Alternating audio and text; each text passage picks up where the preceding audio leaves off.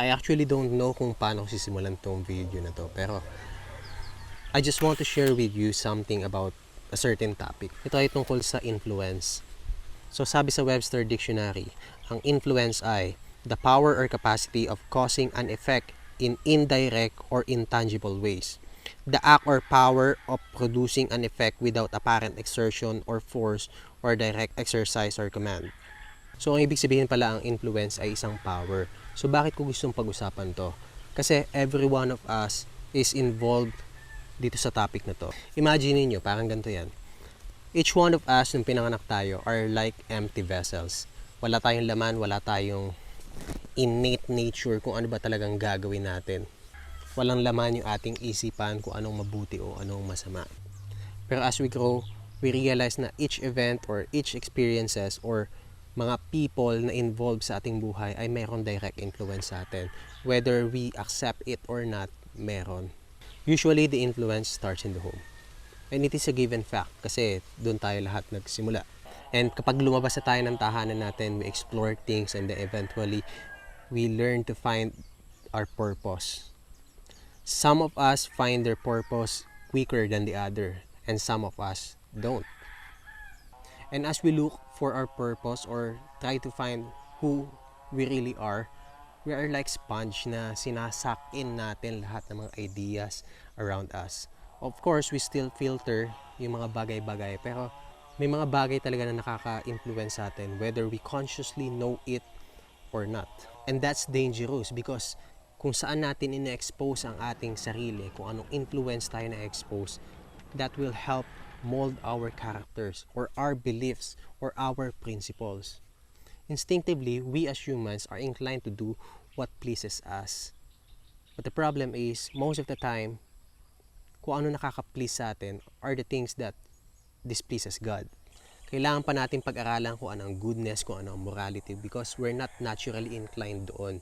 At the worldly influence is drawing us away from the source of righteousness. It needs special attention or kailangan pa natin ito i-practice para maging natural to sa atin. And pwede lang natin magawa to kung i-allow natin ang sarili natin to be influenced by things na makakatulong sa atin to be a better person or to become a better person. Coincidentally, hot topic din ngayon sa social media ang influence. We have two classes of influence. Merong good influence and bad influence. And lately, that bad influence are coined to be garbage influencers, something like that. Ayoko mag-comment masyado regarding that because I don't know the persons personally and I am not in the right position to judge them. But according to my little and humble understanding, these things are really trash or garbage. These things don't ennoble people. Itong mga activities na to, it feeds us to think low of ourselves, to do stupid things or immoral act in nature. For what? For fun? Napakadaming bagay na pwedeng magpasaya sa'yo. Hindi lang ganun. Hindi mo kailangang ibaba ang standard ng morality or standard of truth. Ganito lang ba tayo? Hindi ko talaga magets eh. So, I will not be dwelling more about this topic. But I just want to make things clear na regardless of how big or small your influence, is meron kang influence. Directly or indirectly. Even maliit na influence is merong malaking effect sa bawat tao. Pwedeng sa isang tao maliit lang yung influence pero may mga tao na very vulnerable sa mga even sa mga maliliit na influences. And those things na ginagawa natin, it molds their mind na isipin na tama lang ba to or mali ba ito. Depende yon kung paano natin pinapresent ang mga bagay-bagay. The bigger our influence, dapat mas alam natin na mas lumalaki ang responsibility natin sa mga bagay na sinasabi natin or ginagawa natin. Kasi hindi natin alam kung gaano kalayo aabot ang mga bawat salitang binibigkas natin or mga bagay na binibigkas natin. Hindi natin alam kung hanggang saan makakarating ang mga messages natin. What if dumating ang message mo or ang influence na pinoportray mo or kino-convey mo sa isang bata na very vulnerable ang kanyang brain or ang kanyang morality or the way he or she thinks. For example, you are someone that people look up to. Yung mga bagay na mukhang tama ay nagiging mali at ang mali ay nagiging tama. And the more people talk about it is nagiging normal ang mga maling bagay which is nakakatakot. Kaya huwag tayong magtaka kung bakit mapapansin natin na mga kabataan ngayon, iba ang klase ng pag-iisip, iba ang kanilang mentality, iba ang kanilang mindsetting. Isa sa mga nagiging dahilan dyan is siguro dahil naging nasanay tayo na makakita ng mga maling bagay. Nasanay tayo na gumawa ng mga maling bagay. Ang lalim naman na sinasabi mo, Glenn. Sige, magbigay tayo ng konting example on how influence works. Wait lang, I'm underexposed. Wait lang, underexposed na ako. Sige, balik tayo. Magbibigay ako ng example sa inyo kung paano nagkakaroon ng effect ang influence or how influence works. Gaano kadalas mo naririnig ang salitang baka naman or sana all? Narinig mo na ba ito before? Most likely narinig mo na ito. Pero konting backtrack sa atin. The first time na narinig mo yung salitang yun, does it sound awkward? For me, awkward. Awkward talaga siya nung narinig ko. Bakit sana all? Tapos baka naman. Pero sa ngayon, it's a very common statement na halos karamihan sinasabi ang mga salitang yon. Dahil sa sobrang dami na nagsasalita nun, it becomes normal.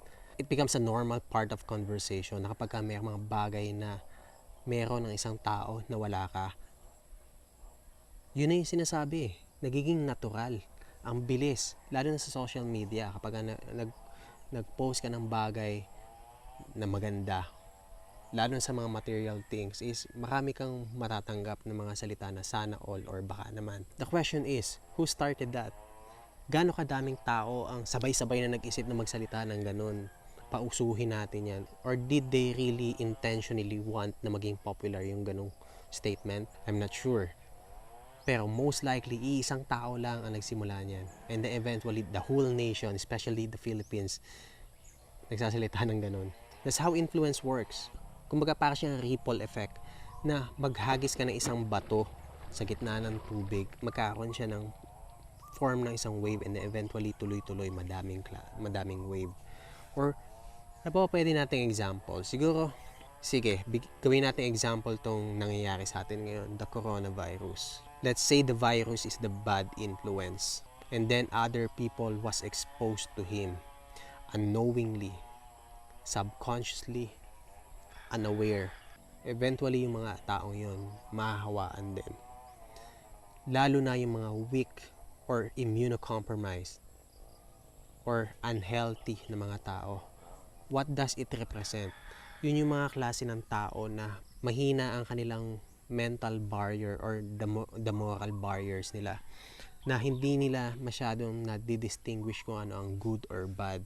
So, by the time they were exposed is mahahawa sila. And syempre, may mga tao rin na hindi nahahawaan.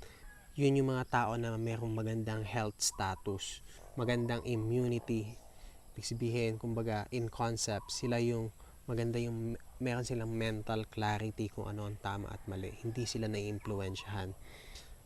Pero, the fact na may mga tao around us na mahina ang pag-distinguish kung ano ang tama at mali, marami talaga ang ma-impluwensyahan. Nang ilan ang nagsimula, iisang tao lang. And that's the danger. Hindi natin alam, baka tayo yung carrier. Baka tayo yung magdala ng bad influence. Kasi sabi ko nga, lahat tayo are capable of giving influence to other people. Nai-influensyahan tayo ng ibang tao, pero tayo rin, kaya rin natin mag-influence ng ibang tao. So, for us to be safe sa mga bagay na to is for us to choose kung ano yung mga bagay na mag-i-influence sa atin. The media is full of negativity. Lahat ng palabas na mapapanood mo dyan is merong halo ng kabastusan o mga hindi kanais-nais na mga bagay na even mga bata ang nakakanood. Even mga children's show, may mga nag-aaway-away. Even yung mga bata, ang mga bida sa mga palabas is may makikita ka. May mga patayan at pag-aagawan ng mga mag-aasawa. So ano i-expect mo sa generation natin ngayon kung yung mga bagay na yun ang kinakain nila sa pang-araw-araw? Kailangan nating magbantay.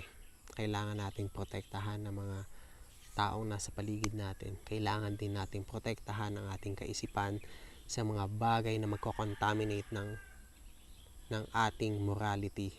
Satan will work with all his deceptive power to influence the heart and becloud the understanding, to make evil appear good and good evil. And that is very true. Dahil ang mga bagay-bagay ngayon na dating masama, ngayon kino-consider na ng mga tao as okay lang at katanggap-tanggap. At ang mga bagay na dating mabuti ay ngayon naman ay nagiging hindi maganda sa paningin ng tao. Masyado ka nagiging judgmental, masyado ka namang strict, masyado na magulo ang mentality ng mga tao ngayon. In conclusion, gusto ko lang i-remind ng bawat isa sa atin na meron tayong power. The power to influence. And the future of this generation or the generation to come, kung may panahon pa tayo, relies on us. Nasa sa atin kung paano natin i-shape ang present and future natin. Be the person na magbibigay ng positive changes. Be the person na mag-i-influence sa tao to become a better person. Be the person na mag-i-influence sa tao to think better or to think well of all men. Be the person na titingalain ng tao because you are giving them hope and the truth. And most importantly, be the person that is highly approved by God. Sobrang layo pa natin sa ganun. Hindi ko sinasabi na ako ay good influence. Lahat tayo is a work in progress na mga klase ng tao. Pero may panahon pa tayo. May panahon pa tayo para itama yung mga maling ginagawa natin na nakakapagbigay pala ng bad influence sa mga taong nasa paligid natin. Kasi as much as we don't want to believe it, totoong-totoo, the company or the people around us have a direct impact or influence sa mga bagay-bagay na iniisip natin or mga decisions natin sa buhay. The influence we give to other people is the representation of our character. And the representation na kailangan nating ipakita sa ibang tao is ang pure and spotless character ni Christ. Alam ko hindi lahat na nanonood sa akin ay Christian or naniniwala sa Christianity. Pero kung ikaw nanonood ka sa akin is isa kang Christian, it is a gentle reminder for us that if we bear the name Christian, it comes with a fearful responsibility. Bakit ko sinabing fearful? Kasi importante na maramdaman natin na meron tayong pagkatakot na magkaroon tayo ng bad representation sa Christianity or bad representation kay Christ. The goal is to uplift His name and not our names. So, importante na ang bawat isa sa atin is magkaroon ng tamang representation, lalong-lalo na if you believe in Him. And each one of us has that power to influence. And the representation natin are greatly affected by the influence that we are giving to other people. Now the question is, what kind of influence are you giving to other people?